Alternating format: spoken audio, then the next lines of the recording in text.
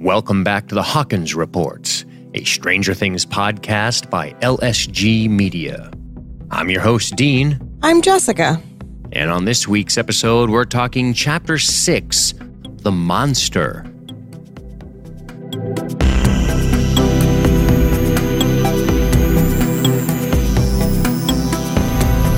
Well, I do want to make it very clear that we will be, of course, spoiling this episode.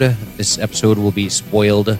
Future episodes will not, because we have not seen future episodes. We're being as disciplined as possible so we can give you as an authentic experience as possible in what we're trying to do here, which is cover the show. So, Jessica, what's going on? It was really, really hard. We watched this episode 6, as soon as we finished the episode 5 podcast, and I've never needed more self-control in my life because I wanted to watch episode 7 so bad. Yeah, we're really in the home stretch here. We only got 2 more to watch and cover, and then Stranger Things will be put to bed for some time. I don't want it to end. I know, it's too bad. Ever. It's a good time, though. It was a lot more fun than 11/22/63, although that was fun to make fun of at one point. And it did make me cry in the end, so I can only imagine how this show's going to make me feel. Hopefully it doesn't do that. This show almost made me cry this episode. So. I guess we're going to find. Yeah, you cried. Don't pretend like you didn't. All right. Oh, I don't pretend about my emotions, good sir. Here's what we're going to do. We're going to open with some of our initial impressions. We will then get to explicating our way through it. We may have a couple listener comments. We'll wrap with some final thoughts, possibly predictions.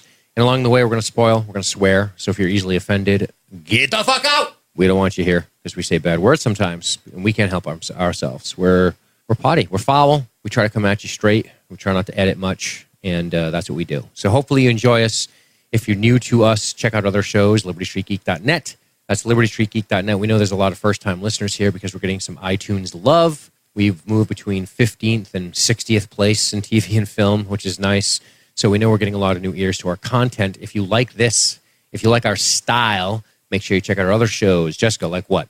Like our science fiction film podcast. Yes, that'd be considered our flagship show. It is. A Game of Thrones podcast, my personal favorite. That's your on. There's also a Walking Dead podcast. And briefly, somewhere hidden in the archives, there may or may not be a True Detective Season 2 podcast. And there's also an X-Files podcast, which how could I forget? Which is on hiatus, but we're going to be revisiting some old episodes on that very soon. I've been in talks with one of our hosts, Josh. He's going to be returning, and if you like Stranger Things, you might like X-Files. So definitely go to libertystreetgeek.net. If you go to our About section, you'll find our show lineup there. You can see all of our podcasts. You can subscribe. You can have a good time. So fear not. We will not be gone for long. We continually put out an episode every week on science fiction film, so make sure you check that stuff out. All right, enough of that. Okay. Let's hop to this. But probably one last thing before we go. Sure. We're recording this live on Mixlr. That's mixlr.com/LSG-media. mixlr.com/LSG-media. And on Mixlr, we have a live broadcast, so we're broadcasting this live, so we can't edit too much because we'll get called out for our fuckery. And we also have a room full of people in the chat, and they're chatting back and forth. They help us out. They correct us, as Jessica was saying while I was talking. No big deal. And they help us out a lot. It's cool. You know, we forget things. They give us good ideas. We sometimes crowdsource their humor, and they always make the show better. And you can, too, if you just go to mixlr.com/LSG-media and subscribe to that, and you'll get updates for live shows, and all that stuff's on the website, too. So make sure you check us out. Okay. I just want to first say hello to everybody in chat officially. We did it unofficially before we started recording. There's some new names in there, and I just want to say welcome. I hope you guys are having a good night. Hopefully the LSG faithful are kind to you. I'm sure they will be. They're a pretty cool crowd. And they'll spend most of their time listening to us, laughing at what we say, and laughing at us for what we say. And it will be a good time. Now, we're going to do opening thoughts. So, Jessica, please enlighten me with your opening thoughts on Chapter 6, The Monster, and then we'll get to the episode proper. This is going to be hard because my opening thoughts are like this. I love everybody in this show. I love everything that happens in this episode. Qualify. I love 11. Qualify your love. I love Nanathan, as I now call them. That's their ship name. Nobody wants to hear you just say you love people. You got to tell them why. I know.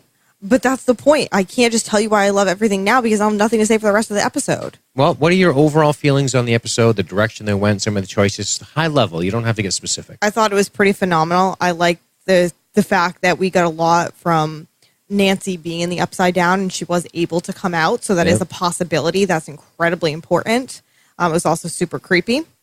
I like the conspiracy theory with them going to talk to Terry Ives and realizing that 11 really is her daughter, which is, I think, an important bit of information because this answers a lot of. I feel like a lot of questions were answered in this, and I feel like we're really ramping up to some crazy shit in the next 2 episodes. It appears that things are going to be coming to a head as we start to clump all of these characters together, and I think that's what we're going to say. But to your point, probably the most exciting moment of this episode, not the most exciting, but perhaps the most thought-provoking moment, is the fact that Nancy was able to escape from the Upside Down, which is what we're calling it officially.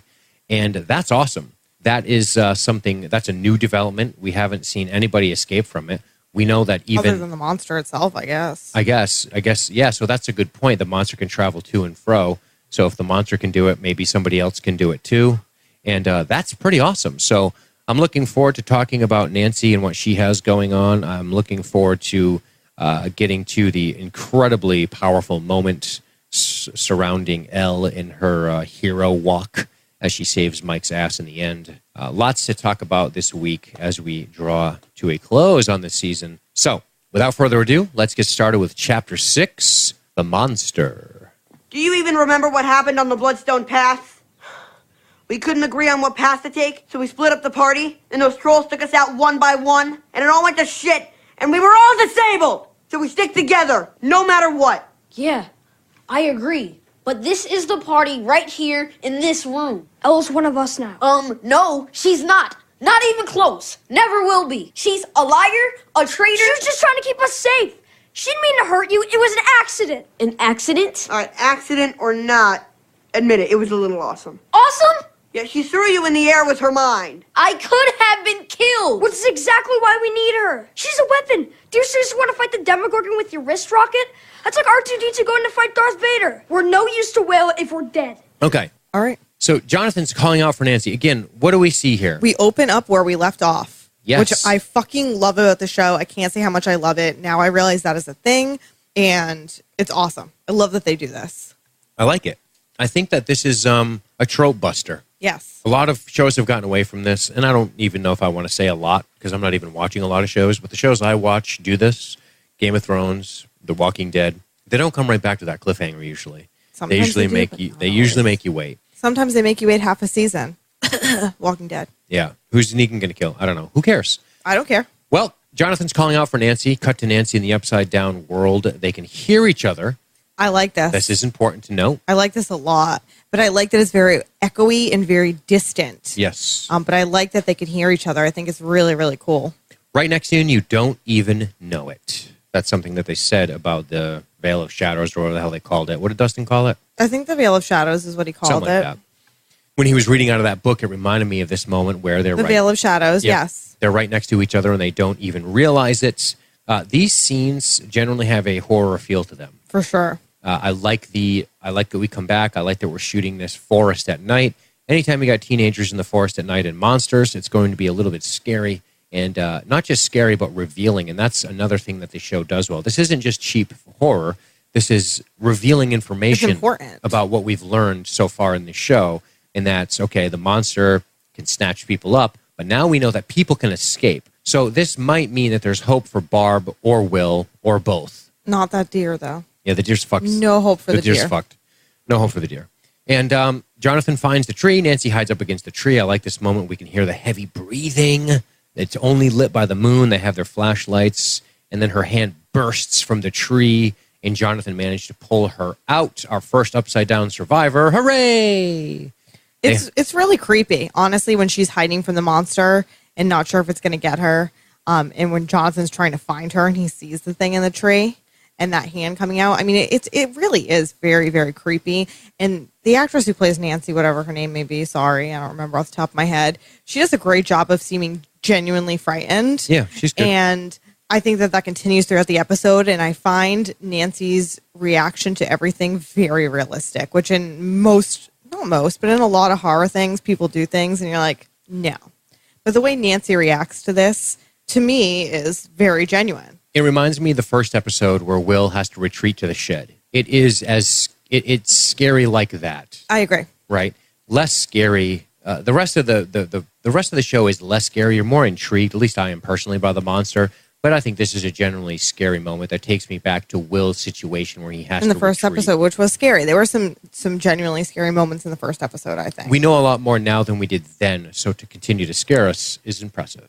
Oh, Natalia Dyer is the name of the actress who plays Nancy. Thank you, Andrew Gaskin, in the chat. Awesome. Thank you, Mr. Gaskin. I like her, even though she needs to eat a hamburger because she's the skinniest human being I've literally ever seen in my life. Yeah. Needs a sandwich for sure. I mean, my God. Yeah. Her arms are like toothpicks. Yeah. It makes me uncomfortable just looking at her. Well, trying to be too mean to her. She might have a disorder. Okay. I'm sorry, it's just an eating disorder, but she needs to eat a hamburger.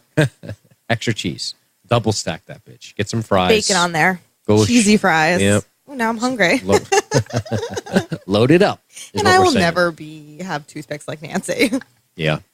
We get right to the opening credits. So this first sequence is a little shorter than some of the prior ones, and we cut right to Steve and company driving around.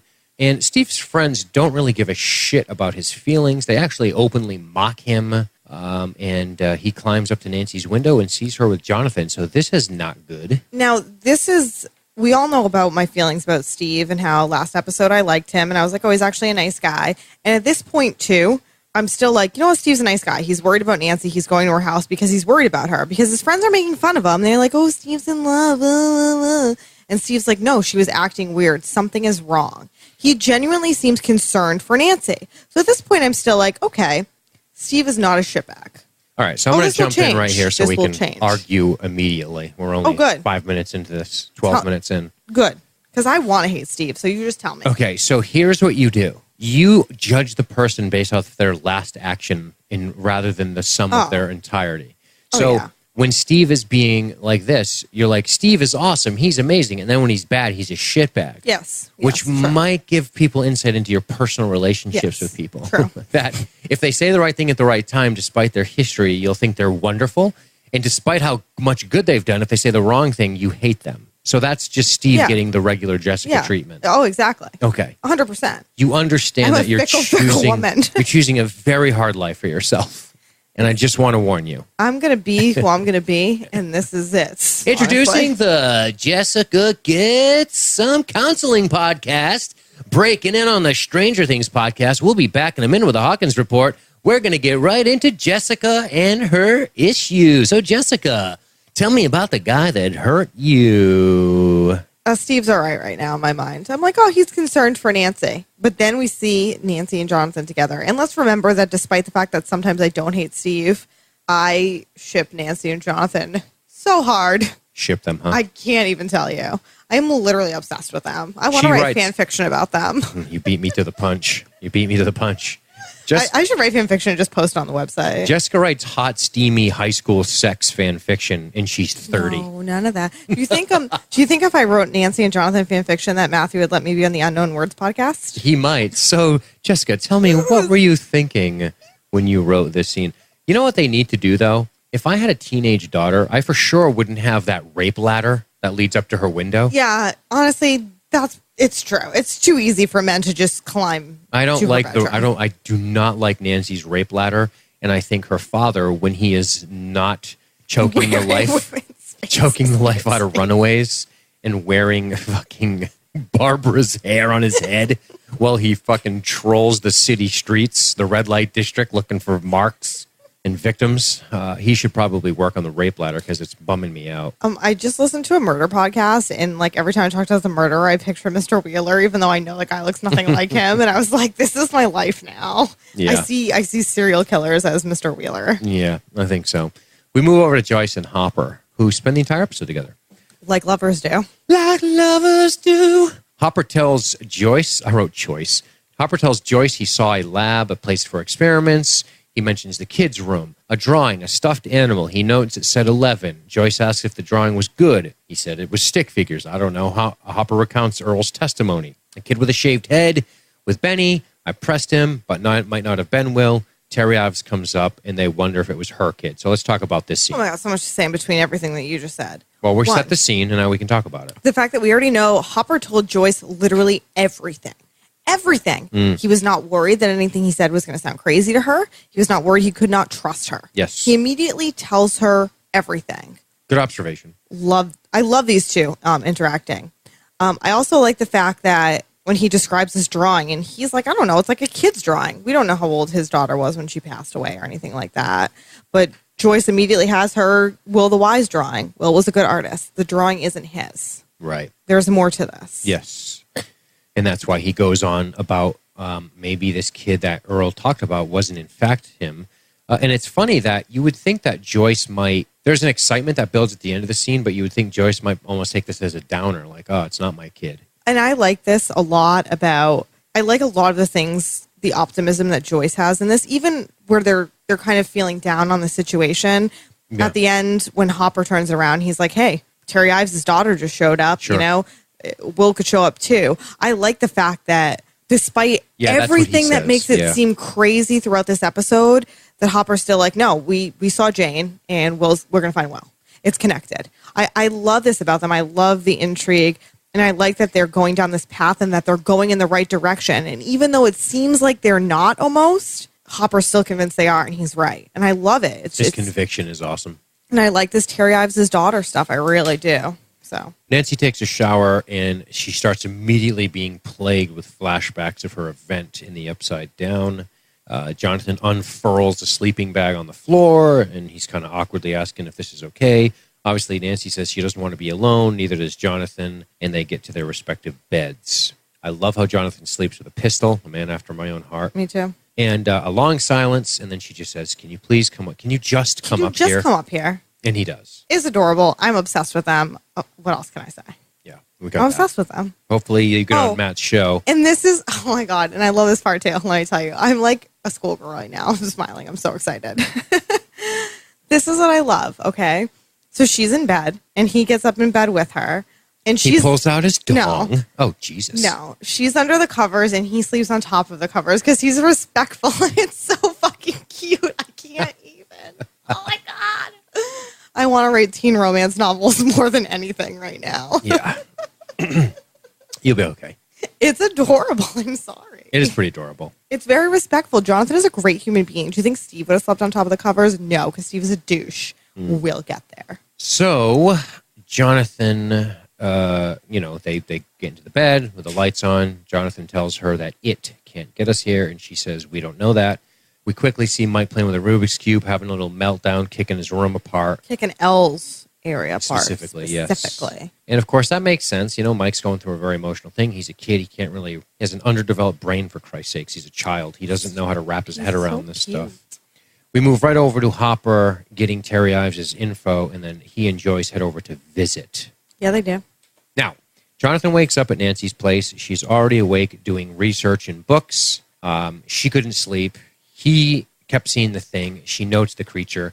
And this right here really warms my adventurous spirit for kids' movies heart. The fact that she's doing research in a book, and in a book, by the way, no fucking internet, no Google shit, no phones, right? I don't know why she has this book with the drawings She of animals. probably has a goddamn encyclopedia like people She's did looking it back in up, the day. yeah. Oh my God, my grandmother still has a collection of encyclopedias. Every time I go over her house, I'm like, what is this? There used to be door-to-door encyclopedia salespeople. Oh, I know. God. It's crazy. Hope you got out of that career. I used to like want one, and now I'm like, why did I want an encyclopedia? Like, I thought that would make me seem smart.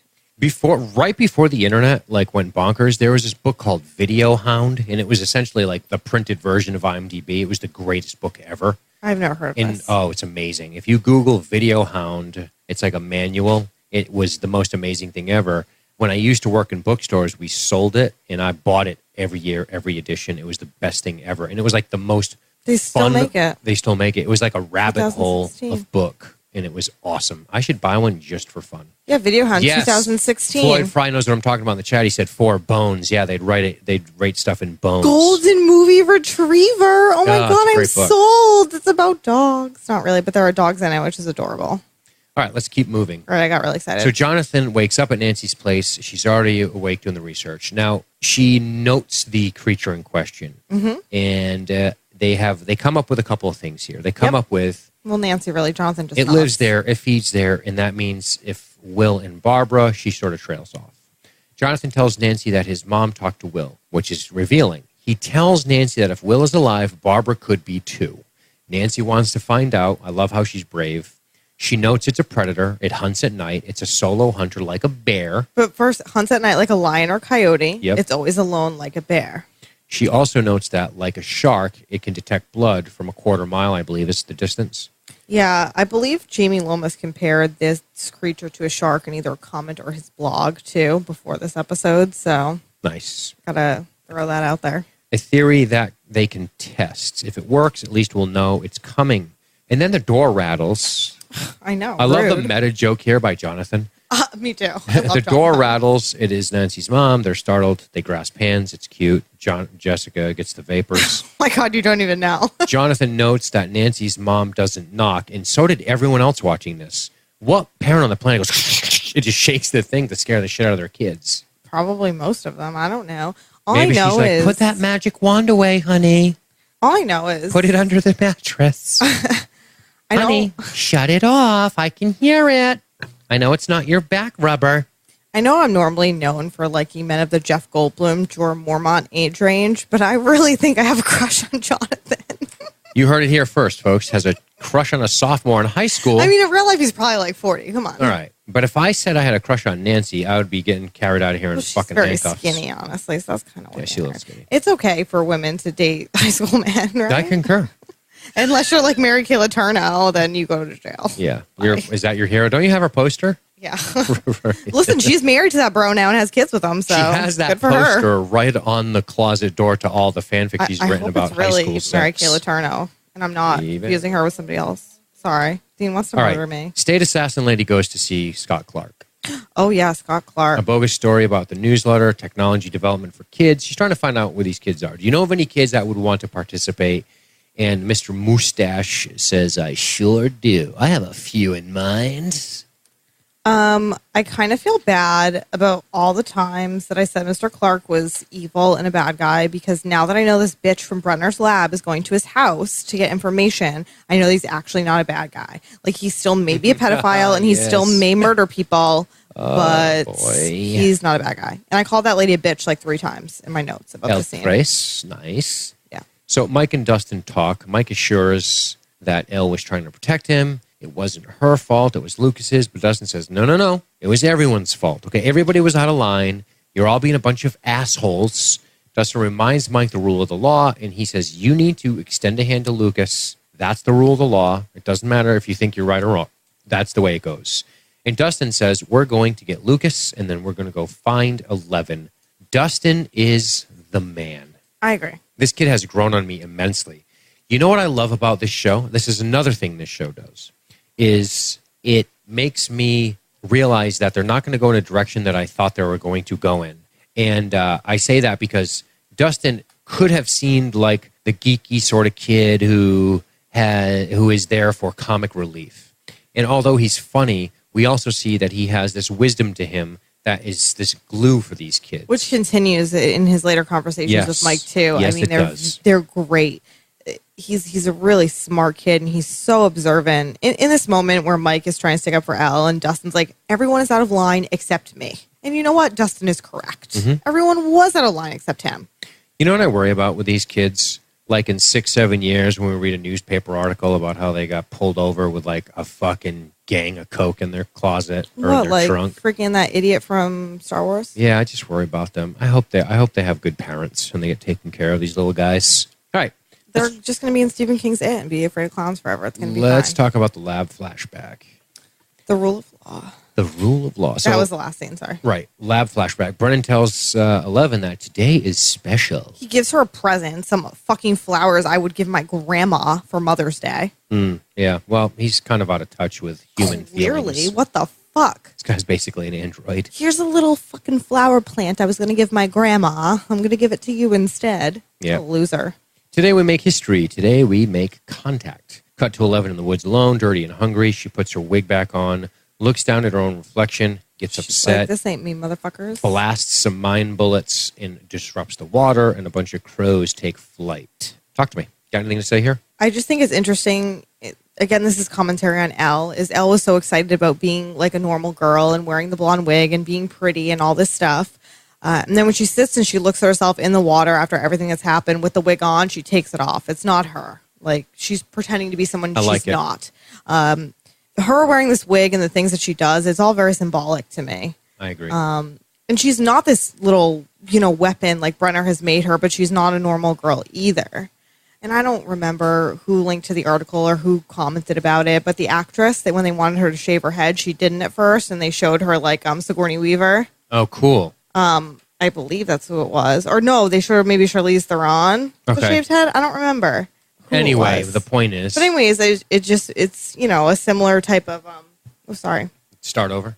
It's just this similar idea. A little girl in real life, this actress is like, I don't want to be this, be bald. I'm a girl. Right. And I bet she was able to bring a lot of her own feelings to, accepting who she is. And she's going to use her powers for good, basically. Sure. Elle realizes that these people want to use her as a weapon. They want her to do these certain things, but she can also use those things for good, I guess. I like it.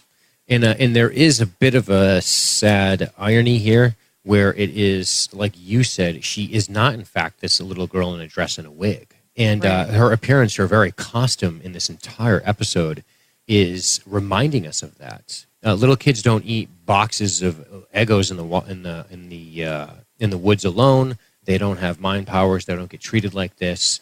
And you start to feel for her a little here when she gets mad at her own reflection.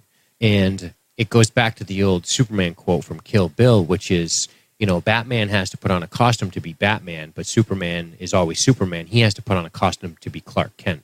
And it's like this, you can't deny who you are, kid type of thing. The wig doesn't help. The dress doesn't help. You are this thing. And I think this is a pivotal moment in her character, because what we need to do now is see how her growth arc pans out and what ultimately her fate will be. Will she be able to be reintegrated into society as quote-unquote normal?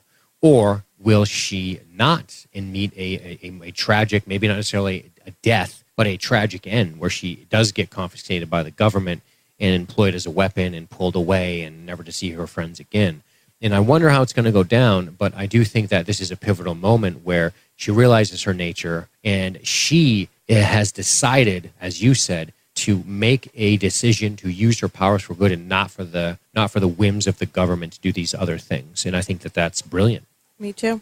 The Wheelers eat breakfast without Nancy. Mom goes to get her, but Nancy has split. By the way, rookie move, Nancy, leaving the sleeping bag out. Yeah, Nancy. What were you thinking? Jonathan didn't even... Move. Although, honestly, I don't know, should her mom be glad that perhaps a boy slept on the floor as opposed to in her bed? So maybe it was a good idea. Yeah, not a bad... No, that's true. Also... How would you write it if you wrote this fan fiction? Wow. No, seriously. Would the sleeping bag have been there or not in your book? No, but there would have been tussled sheets and like a guy's pair of pants on the bed. What the fuck? This is high school. There would have been 10 condoms on the fucking floor. It would have smelled like sweat and sex. And I do want to just be honest with everyone listening to this podcast that I Googled the actor who plays Jonathan. His name is Charlie Heaton, and he's 22. Oh my God. Why is he only 22? Anyway. What the fuck is with Nancy's mom picks her lock and breaks into her room? What is she, like a geisha girl assassin? She just pulls lock-picking tools out of her hair? What else is up there? A goddamn 22 Derringer? It was a bobby pin. You can pick a door. Yeah. I think it was a bobby pin, but still. In the chat, John David just boxers hanging on the bed. Yeah, they would be. Like Jonathan was like, shit, I don't even have time to put my underwear back on. We gotta go. What's this under the bed? A box of extra large magnums? Oh, Nancy, you're too small for that. All right, ready? Oh my God. Oh, I'm ready. I've been ready. Mike and Dustin go to Lucas's place. Mike offers his hand as he's supposed to. He admits, listen, I drew first blood. Lucas lets them in. He says that he will shake on one condition. We forget about the weirdo and go straight to the gate. Mm-hmm. She's not part of this party. And Mike's like, no fucking way. Well, he doesn't say that. He's like, no way. He tries to say that Elle is one of them. Yeah. Dustin says, do you remember the Bloodstone path? Remember when we couldn't agree on which way to go? We split up and the trolls killed us. I love this child so much. He's so brilliant. He's so smart that he relates it to this game that means so much to them, but it really does relate to all of this. This is adorable. Hey, I learned a lot of life lessons role-playing. I want all of these children to be the children in the It remake, and I don't even care who else is cast. I want them out, and I only want the cast from this movie in. I'll tell you, if the if they are able to recreate this type of magic with whatever cast they come up with, it'll be good stuff. I'm so excited about that movie. I can't even tell you. I can't even get off on this tangent because I won't allow it. Yeah, the podcast is going great. Then they talked about Stephen King's It for 3 hours. Listen, sometimes podcasts go off on tangents, okay? Yeah, and they get no downloads. We're not them.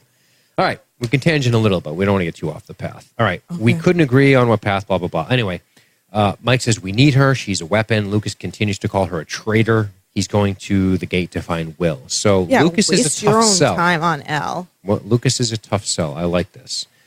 11 goes to the store to get some waffles for free with her powers. Yeah, obviously. This is cut with her trip to the bath to make contact, as we learned. Brenner tells her not to worry about all the scientists who are looming.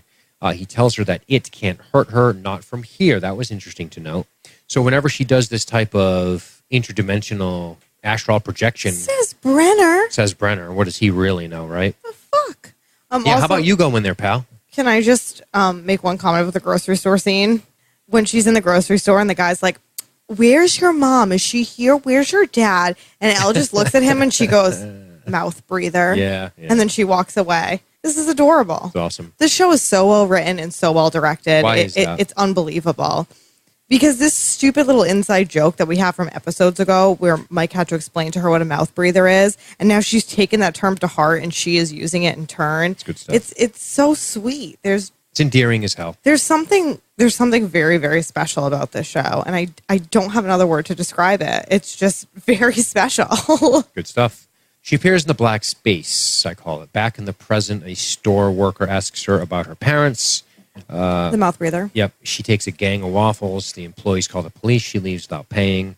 Slam some doors, break some shit with her mind. With her mind. Hopper and Joyce go to see Terry Ives. They meet her sister. Terry is essentially a mushy brain at this point. She's mush brains. And she sits there like a fucking hump. Yeah. And Joyce tells her about Will. No response. Hopper asks her about Brenner. She looks at the image of Will. So we know she's not totally... She has alertness. Right. I'm iffy on my feelings about Terry Ives. Well, explain, because I am too, actually. You think she's faking? No, not necessarily. There's just something about this that I'm not 100% sure if I like it. I like that we're communicating with Terry's sister and not Terry, because then we're not getting from Terry's point of view. We're getting it from a skeptic's point of view, as opposed to Terry, who'd be like, I believe you, I'm with you, like, let me go with you and do all this shit. You know what I mean? Yes. But, like, the idea of her being comatose and being there and her sister taking care of her, to me, seems a little, I don't know, I don't love it. Like, I almost wish Terry was dead, to be honest with you, and they found her sister instead. Wow. I know that sounds awful, but... Because what's going to happen is she's going to get Elle back at the end of the show, and she's going to fucking wake up from her comatose state and be like, oh. That's possible. Because if that happens, I'll kill myself, because that would be the possible. worst writing of all time. Just a quick note, as we record this live, we seem to be having problems with Mixlr. So I apologize to everybody in the chat, but we're going to press on. Unfortunately, we can't stop the show to we are having service problems it. with Mixlr? Yeah, I'm trying to send a message. It won't send and blah, blah, blah. But I I'm don't not having want problems. to spend too much time talking about that. Unfortunately, the feed seems to not be working. Someone in the chat says the actress who plays Terry doesn't have legs. Is that true? What? Someone Google that shit. Well, there you go. I guess I'll Google it. All right. So I think in other words, you're concerned about the Terry Ives direction. Yeah, there's just, I don't know.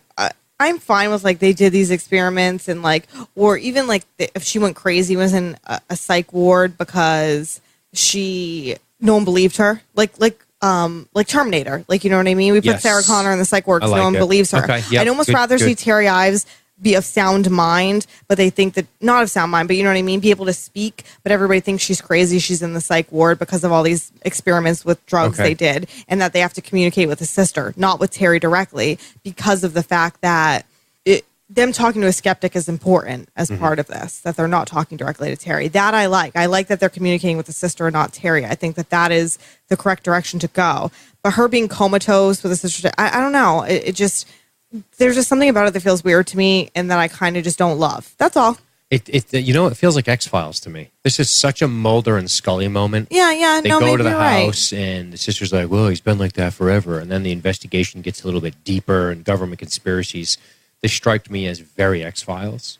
But we're going to get to, we'll come back to them. Oh my God, she doesn't have legs. Sorry. Okay. We'll come back to them. That's no big deal. Do you want me to tell you that, though? Okay. Good to know. Let's not treat her like a fucking Well, I'm just saying I didn't know. She's born with a medical condition that resulted in the amputation of both of her lower legs. Fibular hemophilia. Which is crazy. I was born with 3 legs, know what I mean? And as a result, both of her legs were amputated when she was 1 year old. There you wow, go. and she's gorgeous. Wow. That's fascinating. It's crazy how somebody born that way could be pretty. No, not that she's pretty. She is very pretty because she's a fucking actress. If she was ugly and she had no legs, she probably wouldn't be an actress. But She'd just be ugly with no legs. Yeah, exactly. Just like when you're ugly, you just live your regular life. But that's just, I don't know, that's interesting to me. Shit like that is interesting to me, okay? There you go. Interesting, she says. Lucas. We'll come back to them when they start talking about MK Ultra. Oh, good, because I have a lot to say about that. We'll talk about Lucas, because Lucas gets prepared for some battle. This is adorable, too. Floyd Fry pointed this out in his comment on Facebook. This is very much like Lost Boys. The Frog Brothers tying their headbands on, getting on their bikes, loading up their gear. It's exactly what this is. Exactly what this is. And it's awesome. No nonsense. And he sees the weirdo in the fan. Not like the weirdo L. And by fan, I mean van. And by weirdo, you mean some dude with a mustache who looks like he's a pedophile. Roger that. Yep. And he pedals past him on his mission. Oh, hello, Mr. Pedophile. Nice to see you, sir. Mike and Dustin ride. Dustin teaches Mike about jealousy. This is a good scene. Oh, my gosh. About it? Yes. Dustin is an incredible, very self-aware little boy, and it's very sweet. He explains to Mike that Lucas is jealous of Al because Lucas and Mike are best friends. And when Mike tries to protest, Dustin's like, no, I didn't move here till the 4th grade, and you and Lucas live closer together. I get it. You know, so you guys are best friends, but now this girl arrives and lives in your basement, and you're devoting all your attention to her. And I like that Mike's response is that, no. Yes, Lucas is my best friend, but Dustin, you're my best friend too, and so is Will. Like, I like that. I appreciate that from these kids. But I appreciate the, I don't know, adultness of Dustin. It's very mature, and I do like how Dustin says, you guys, there's this thing. And this is, I love the awareness of this kid, because everybody knows people everybody knows somebody. Or should I say, everybody knows 2 people, be it, romantic or friendship, who have this happen to them. Oh, everybody knows what's going on. Nobody says anything, and then they fight like a couple of zero intelligence goblins. Right. But this is like such a common feeling when you're a kid in elementary school. But even as an adult, I think people still sometimes get this feeling where you have a friend who's like your best friend, and then they get a new friend that they like all the time. Like, I have a friend who who I'm talking about, and she asked me to be a bridesmaid in her wedding, and her old friends literally wanted to murder me because I was the new friend, so I was shitty. So I guess I was Elle in this scenario, and I have superpowers. But anyways, that shit happens even to grown-ass humans. Yeah. But kids can explain it in a way that's so simple, and I don't know, it's just, Dustin's awesome. Right, and I think my perspective was less that and more Dustin's, where it's like you see 2 friends not getting along because they refuse to communicate. And I know that feeling, and it's so frustrating to observe, and you're just like, ugh, just talk, you idiots. Mm-hmm. You idiots. Anyway, Mike does call bull on Dustin, though, for friend logic, which I like. I appreciated that. Mm-hmm. And then, of course, they see the disturbance at the grocery store, and they know exactly what that means. And we see someone watching them from the woods. Back at the Ives residence, we talk MK Ultra, conspiracies, Illuminati. Black helicopters? Yep. Animal masks, orgies, and Project MK Ultra. It's got a huge Wikipedia article on it. Oh, it's a real thing? There's declassified MK Ultra documents. I'll just read the first paragraph from Wiki. It says, sometimes referred to as the CIA's mind control program, was the codename given to an illegal program of experiments on human subjects designed and undertaken by the United States CIA. Experiments on humans were intended to identify and develop drugs and procedures to be used in interrogations and torture in order to weaken the individual to force confession through mind control. Organized through the Scientific Intelligence Division of the CIA, the project coordinated with the Special Operations Division of the U.S. Army Chemical Corps. The program began in the early 50s, was officially sanctioned in 53, was reduced in scope in 64, further curtailed in 67, and officially halted in 73.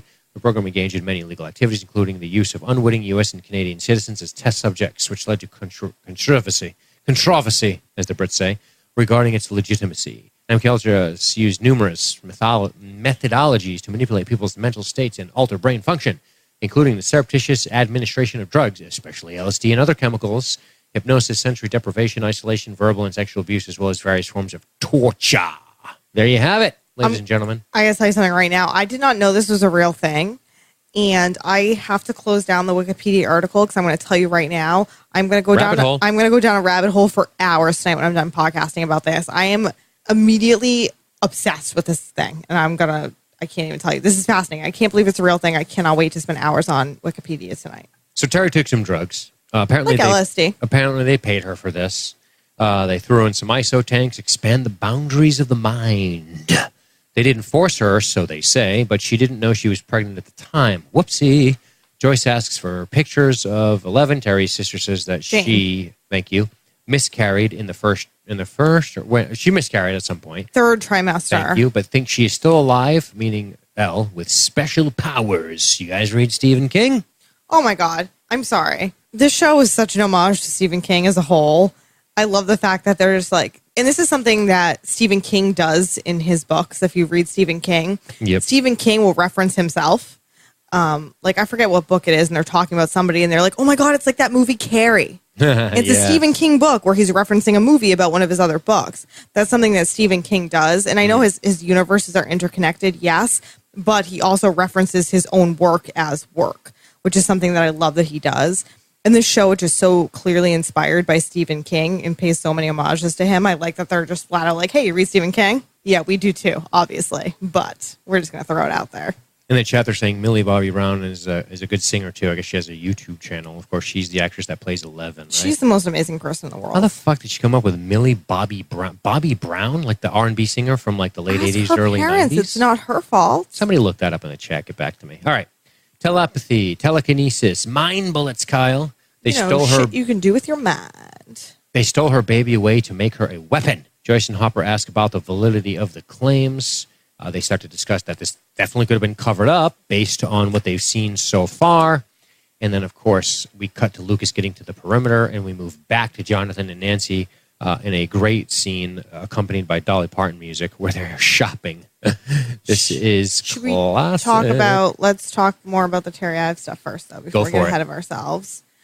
Just in general, I think this shit is so fascinating and so important. I like this idea that this is, yes, it's this supernatural thing that's happening, but at the same time, they're giving us an actual logical explanation. That they performed these experiments on Terry Ives while she was pregnant. Then she had this baby with special powers, so they took the baby and made it look like the baby never existed. Everything that Terry Ives believes is true because we know 11 exists, and obviously we know 11 is Jane. Yep. And I love that none of this turns Hopper off. He still believes it. Sure. And I also like Becky, who's Terry's sister, her reaction, which is like, you and Terry would have gotten along. Yeah, and based off of Hopper's experience thus far with the Hawkins lab, we know that a government conspiracy is clearly something he believes in. He's been actively battling against a government cover-up right now. So he's not going to not believe the Ives story about MK Ultra stuff. Right. It's just an interesting thing. I like that we use Becky as our narrator and not Terry, because if they meet up with Terry and Terry's like, they took my daughter, this is what happened, I can tell you all of these things. I was pregnant, they lied and said I miscarried, they did this, they did that, they took my kid. Then you have Terry telling the story. When we have Becky, who is the skeptic and just thinks her sister is fucked up. Sure. We're still getting that little bit of, even though we know that 11 is Jane, and we know that Terry's right and Becky's wrong, but it's important to still have that skepticism in the story. I like it. It can't be so easy. We need our characters, we need Hopper and Joyce to believe beyond what people are telling them. We need them to still stand strong in what they believe, despite the fact that they're being told, like, no, this child was never born. Good stuff. I completely agree. Great observation. I love this scene. I love the conspiracy theory. It's really interesting to me. Let's talk about our bear trap gas can, 38 rounds, chains, lighter fluid, normal shit that high school kids buy. Still ship them. In 83. Yeah, he just buys bullets, and the guy's like, so, what are you kids doing? What are you kids doing with all this? Nancy, monster hunting.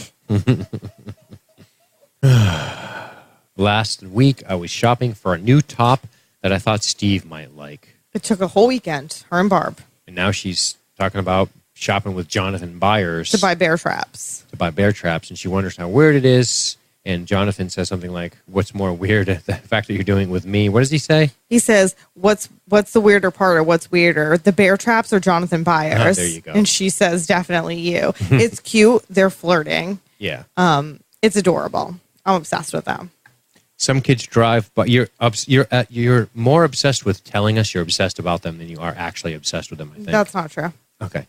So the kids drive by, ask Nance about seeing her movie. They can't wait to see it. Now we get some panic setting in on poor Nancy. She runs to see on the box office scrawled, Nancy the Slut Wheeler coming at you at 7 p.m. All the right moves, which is, again, this harkens back to our conversation with Steve the night before, where Steve said, let's go see All the Right Moves with your boyfriend in it. And she said, no, she's staying home, whatever. She's going to be with her brother. But in Steve's mind, she was banging Jonathan. So, yeah. They find Steve and Co. chilling in an alleyway, and she smashes Steve in the face. Steve was worried. Nancy admits that he came by. Obviously, from Steve's perspective, it's pretty bad. There's a dude in your girlfriend's bedroom at night. And I want to comment on this, Took too. the rape ladder. I want to, because even at this point with Nancy the Slut Wheeler, we then move on to them in the alleyway, and the person doing the spray painting is Tommy, not Steve. Of course. Right? So it wasn't Steve, which I'm going to assume that it wasn't Steve who spray painted that either, that it was also Tommy. Yeah. And Steve is a participant. He's watching them do it, so he's an asshole, but at least he's not actively doing this shit himself. Right. And when I really hate him is when he starts to shit with fucking Jonathan. Right. I will not stand for him making fun of my 22-year-old boyfriend like that. Well, it makes sense that a very hurt teenage boy would lash out. No, I hate him. And try to hurt. I think he should be lined up against the wall with the other criminals, and he should be shot. He should be executed by firing squad, and I think we should charge his family for the price of the round. Okay? That's what I think should happen to Steve. He needs to be executed publicly so no other children get angry with other children and say mean things. Jesus Christ. What are you, North Korea? If you're called a slut in high school, it's really fucking bad. Yeah, well, what are you going to do? Like at age 30, I'm like, they called her a slut, no big deal. So, obviously, he goads Jonathan because he's mad, he's hurt. Jonathan slugs him in the fucking mouth, which I appreciate. And I would like to point out some of the shit that Steve says. He says that he thought Jonathan was a queer. He comes from a house full of screw-ups, just like his dad. Just pushing. No wonder why your brother's gone, blah, blah, blah. Mm-hmm. Just going at him. Because all he wants is for Jonathan to punch him so he can beat the shit out of Jonathan. Which doesn't go well for him. Yeah, because Jonathan's like, oh, you thought I was this quiet little dude just taking sex pictures of your girlfriend? No, there's a lot of pent-up anger in here about my missing brother and my douchebag father and the fact that everyone thinks I'm queer. So I want to beat the shit out of you. 100%. I'm telling you, man, you watch out for the fucking quiet kid that's got all that fucking years of rage built up. So anyway, the cops show up because he's beating the brakes off him. And Jonathan hits a cop, which is bad news. Yeah. Accidentally. By the way, biggest pussy cop of all time. Giant puss wagon. Oh, a fucking 115-pound kid. Wow, I'm the shittiest cop ever. Anyway, he gets arrested for that, obviously. Even though at first Dean's like, why is this kid getting arrested? In 2016, he probably would have been shot. Wow. I actually didn't see him hit the cop, but when I did, I thought, okay, that's probably why they're dragging him in. But anyway, Jonathan hits a cop, gets arrested, and Nancy cries a little, but tries to stifle her fucking huge smile at the boys fighting over her. I know all about Nancy. She ain't fooling me. She's like, I'm so sad. I love it when they the fight for me. hottest guy in school and a guy who took my nude pictures are fighting over me. Well, we saw this coming, and I think this is going to directly play into Hopper and Joyce. They're going to end up back with Jonathan. I think we're going to start getting people together for these final 2 episodes. I can't wait because I'm going to watch the next one real So let's talk about Hopper and Joyce. They leave, not many more answers. So they don't really get much. But they do in a way, I feel like. Okay. I feel like this is really inspiring to Hopper. He's like, we're going to find him. We are close. Right, but no real evidence. But he is, with no question in his mind, certain that the girl at Benny's Diner was Jane. Right. And the fact, if 12 years later, Joyce is down on this. She's like, this lady's been waiting 12 years. Yeah. Blah, blah, blah, blah. And Hopper's like, no, the girl at that diner was Jane. If after 12 years we see Jane, then we're going to find Will. Right. And he's like, there's a chance, and I would give anything for a chance. There you go. This is awesome. Yeah. There's so many couples in the show that I just love. So Hopper gets the fight call, which he immediately dismisses, which I appreciate because he doesn't give a shit about a fist fight. Right. Oh, 100%. I love that. And then they move right over to... But then he hears it's Jonathan. Yep. Like, do you know where Joyce is? And he's like, sitting right beside me, guys. That's it. So at the police station, the receptionist prepares some ice. I wrote secretary bitch. I don't know why I was so mean to her in my Why? notes. She was nice. I don't know why I wrote that. I feel bad now, and I have to just be honest. Only love makes you that crazy, sweetheart, and that damn stupid. This is so cute. Wow. So Nancy puts ice on Jonathan's face while he's handcuffed the way most romances start. The real ones. The ones that last. No. Nursing your boyfriend in the fucking clink. When this lady, the receptionist as you call her, the secretary bitch, I call her for no reason because she never did anything wrong to me, and I'm sorry that I called her that. When she says this stuff to Nancy, and Nancy's like, no, it's not like that. And you watch Nancy walk over to him, and the look on her face is just like she's looking at him different now. And she's like, oh my God, I think this guy like loves me. Like, this is a thing. And it's so sweet that she like just looks at him completely different. And he's like, what's up? Like, what's going on with you? Nothing. Well, not just that. He says he doesn't say it that flippantly, and I think this is important. And this shows you a little bit more about Joyce's character, where Joyce? Jonathan, Jesus. How dare you? This shows us a lot about Jonathan's character, where he's handcuffed. He got into a fight. He had a guy say terrible shit to him, but he wants to know how she's doing. He's a sweetie pie. I am in love with him. He's a sweetie pie. He's thinking. He's always looking out for other people. We know that about his character based on every episode we've seen. And Nancy is now looking at him in a different light, and it's very sweet. I ship them. Nanathan, as their couple name is now. Dean wants to murder me. Christ. I don't even care. I don't even care. 11 is eating all the waffles, all of them in Hawkins. She hears Mike shouting. We cut to Mike and Dustin looking for her. Troy and his dickhead friends show up with a switchblade, and Mike and Dustin beat feet. They get the hell out of there, which you can imagine is a good move. Were you... I think we both exclaimed, holy shit, when that kid popped open a switchblade. Yeah, I I did. was like, damn, this shit's escalating. I really did. That was very concerning to me. And I know these kids are shitty kids. And I know, nowadays, a kid's not going to walk around with a knife unless they actually plan to, like, slit somebody's throat. But I'm sure back then kids did stupid shit all the time like that. Sure. Just like you could be, like, 16 and buy bullets in a store. 83. But my God, it's really, I don't know. It was just crazy to see. It was very jarring. So I was like, holy shit, like this kid means business. Yeah. Yeah. And it wasn't unbelievable to me either. Like I No, didn't feel this shit like happened all the time back I in the didn't day. at all feel like this is out of line. I felt like this is crazy shit and I'm concerned for my friends. You guys don't think this is crazy, but I know a kid who carried a fucking 38 in his leather jacket at high school for like 2 weeks because he got jumped and beat up. And I'll never fucking forget it. I remember his name, which I don't want to really say, but I'll never forget it because I was friends with him.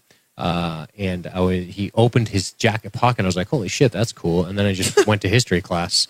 You know, it's just a different time, man. I don't know if that's good or bad. It just was a lot different. Nowadays, you have to go through a metal detector But just to get I'll into never high fucking school. forget that shit. He didn't have bullets or anything, but I think he was trying to scare people if they went after him. Anyway, but I'm just saying, like, a lot of kids carried knives back in the day, didn't necessarily jam them into people, but it was more of a scare tactic. They were trying to humiliate them, and I didn't think he was going to actually stab one of them, but, you know, there you go.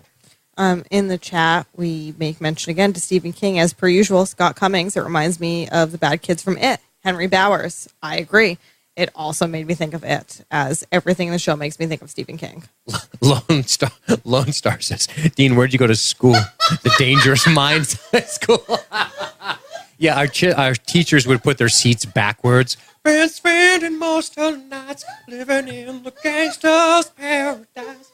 That was us. Oh my God. I'm on knees saying prayers in the street light. No, it wasn't even that bad of a school, which is the funniest part about it. It was actually pretty nice. Lord. All right. So we see Lucas tracking with his compass, which kind of spins wildly. And Lucas zeroes in on the spot, climbs a tree, scans the area with his binocs, and sees some official men.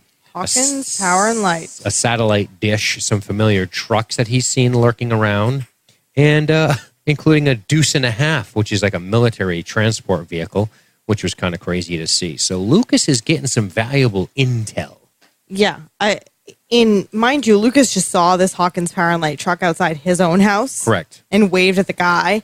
And now he's seeing them at this lab where the compass is pointing towards north, the place that they were looking for. I like it. I mean, this must be concerning to him. Yeah, and this is what's so... Fucking Lucas is a little badass. He sticks to his guns. He tries to get shit done, and I admire that. Dustin and Mike get caught after a brief standoff, and then Troy wants to know how did how did you do that nerdy science shit to me?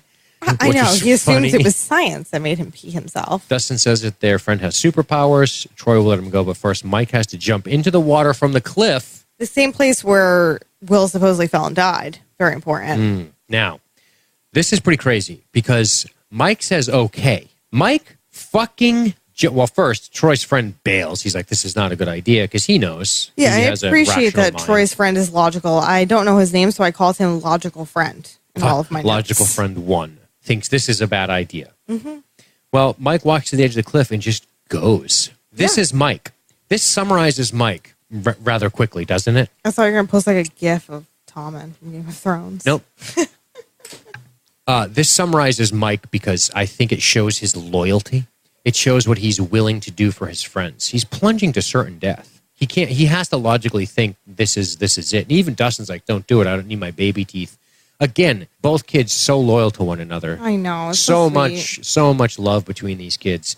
And Mike just fucking swan dives. Yeah, he does. Because he wants to protect his friend. He's doing the loyal friend thing, and that's what he does. And this goes back to Dustin and him saying, you're my best friend too. Yes. I'm going to jump off a cliff for you, dude. So don't you ever say Lucas is my only best friend again after this. So he jumps, but of course Elle is there, levitates him back up, and then Elle has the greatest hard walk of all time. Oh my God. I could watch this scene over and over again for days. I'm sure it's a gif. And then go. After she pushes Logical Friend and breaks Troy's arm. Right. Logical Friend gets off light. Obviously.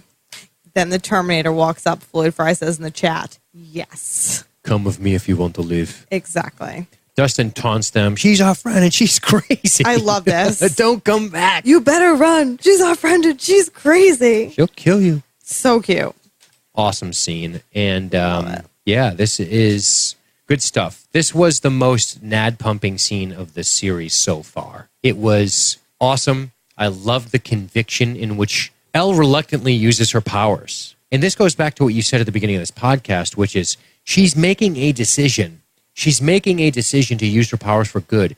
And when she steps down to save Mike and to rescue her friends, she uses her powers unhesitatingly to protect them. And it's awesome. And I think it says a lot about her character going forward. It was a pleasure. I agree. Loved it. Cut to Elle in the black space, walking up on the creature. She approaches it. She touches it. It whirls on her and screams. We hear a loud bang. And then the wall cracks and tumbles. We get the gate, which we then cut with her crying to Mike. I'm sorry, she says. I'm sorry for the gate. I opened it. I'm the monster. And Mike says, no. Mike smiles. You saved me. Do you understand? You saved me. Mike hugs her. Dustin jumps in. And we have the sweetest moment of the series thus far. I literally almost cry every single time. Oh, it's adorable. Actually, just hearing Dean talk about it almost makes me cry. I love this. This is so emotionally well done. Mike's reaction, the way he smiles at her when she says she's the monster and she's so sad and so broken down, and he just smiles and he's like, no, Elle, you saved me. It's just so good. It's so good. This kid who plays Mike, I mean, the girl who plays 11, awesome. We've already talked about how amazing she is. But just his smile and how genuine he is to her, it's so moving. His last name's Wolfhard. I know that. And his first name is Finn. And he's going to be in It. So that's literally makes him the greatest person I've ever known. We wrap on the kids walking home and the man in the van radioing that he has eyes on them. We also see the state dudes arming up, getting to their vehicles. Lucas sees all this from his tree that he's perched on. From his tree. We end on the kids at the back door of, I guess that's Mike's house. I'm not sure. I don't know whose house they're going to. I don't know if it necessarily even matters. It's just they're going into a house together and they're being watched. Yes. The end. Boom. There you go. That's the end of the episode, guys. Chapter 6, The Monster. So, Jessica, why don't we do a couple of listener comments? I know I'm going to let you handle that tonight. Sure, I'd love to. And then we'll wrap with a couple final thoughts and we'll go from there. So, who do you got? I have Hunter Balch. Nice. Love Did I that pronounce kid. his name right? I don't know. All I know is there's a cat in his profile picture, so he's cool in my book. He says, dang, this image here, the images of the three hugging. I was loving the show so much. Like a little flea, it tread the line between too much and not enough so delicately. When I saw What's His Nuts Sorry, I binge watched in a day a few weeks ago, and I've missed some podcasts because of timing and a Harry Potter audiobook. Jump off that cliff. The scales tipped too much into goofy sci-fi land, and I was really bummed. This feeling lasted all of 5 seconds. Then I forgot about it. Holy dang. This may be my favorite moment in the series now. Boom. Good stuff. Awesome. I have more. Okay, go for it. Next, Jamie Lomas, who could not do a blog this week, but wanted to make his points. 1, I really love the kids this episode. Lucas is still kind of annoying with his negativity, but he's so brave.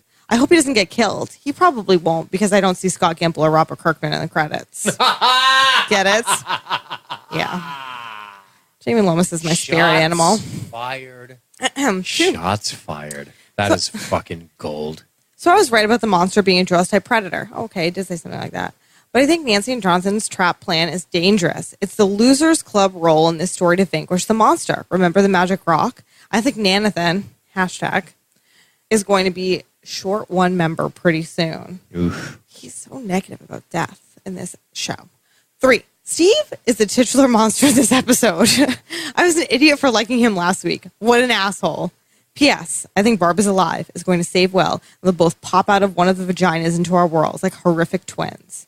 Oh, and I still think Ella's done for. Again, with the negativity. Up and down, Gomez. this guy. Up and down. God. Good shit, Jamie, as usual. Floyd Fry, quote. Oh, Floyd Fry's in the chat, too. Hey, Floyd. Yep, and we already did mention the fact that he brought up the Lost Boys thing. Great, I'm going to read everything else he has to say, too. Okay. He says, quote, you read any Stephen King? End quote. The end of episode 5 and beginning of episode 6 are the first truly scary scenes. The delayed echo in Nancy's voice when she's in the Upside Down is extremely similar to the poltergeist audio from Carol Ann. Lucas's headband, we talked about that. I love the monster shopping hunting trip. He also says, so why is the monster coming for her? Does it have anything to do with when she's concentrating and using her powers and she's bleeding? About Elle. And then he says something inappropriate too, kind of. Okay. Should I read it? Hi. It's an explicit rated podcast. This is, by the way, Nancy was doing a little bleeding that night. Barb was nabbed too, wasn't she? Maybe the monster ain't down with the Red Wings. The Red Wings. There ain't no red. Yeah. Wow. Jesus. Steve ain't got no Red Wings. He doesn't strike me as a generous lover. But I like your style, Mr. Fry. I like your style. All right. Is that it? Yeah, those are my comments. Awesome. Good stuff, guys. Thanks for writing in. If you want to write in, you can do it on social media, or you can email us if you're not a social media person. hosts@libertystreetgeek.net. That's hosts@libertystreetgeek.net. We will read your shit. Jessica, final thoughts. I want to go watch episode 7 right now. Right now. I love the show. I don't want it to be over. I can't believe it's only 8 episodes. I mean, I don't know. I said earlier that there's something about this show that it's special. It's unique. Yeah, it's unlike anything else. Feeling. It makes me feel nostalgic, and I don't know, it just makes me feel when I'm watching the show. And I know it sounds so stupid, but it's true. It's just really, really, I don't know, lovely. Awesome. Wow, that was very, very insightful. Shut up, Dean. We have 2 episodes left, and I'm looking forward to getting the groups together to trade information and to see how it's going to end. With the military guys gearing up at the installation, these security guys, I am concerned that this could end in a big smash 'em up type of situation. I don't want the scale to erupt into anything too big. I think the show is successful by maintaining a manageable scale and not making it this large, shootout in a town somewhere. I hope they don't lose the reins on it. Based on people's reactions, I don't think that's going to happen. I just hope they don't lose their grasp of the scope that they've established. And that's the only thing I'm a little concerned about, but not overly concerned because they've done such a masterful job so far. But that's all I really have to say too, other than I am looking forward to how this is going to play out. I do fear that we may lose somebody. I don't know. We might lose somebody next week and then have a pleasant finale. I don't know if this is, based on the tonal approach of this entire show, I don't really see them ending it on a sad note. It's possible. I do know they were renewed, so that does change dynamics a little bit. I guess we'll find out. But I'm hopeful, and I am confident that they will end the show appropriately. And what's crazy is I don't know what that would be at this point. You couldn't, if you were to ask me what would be an appropriate ending, I would not have an answer for you because I don't know. I think that we might need to lose somebody, but I'm not sure who. to keep the stakes high, but I don't want this to be a sad ending because I don't find it to be a sad show. I guess that's what I'm trying to say. Right, I agree. I think there might be some sadness that establishes growth and everybody comes out a little stronger. That's what I want to see at the end of the show, I think, would be appropriate. Yeah, I agree. But that's all I have really for now. And I think we are going to get out of here. Do you have any last words to say to these people? I just can't wait for the next episode. Well, there you have it. All right. We are going to get out of here. Jessica, tell these good people good night. Good night, good people.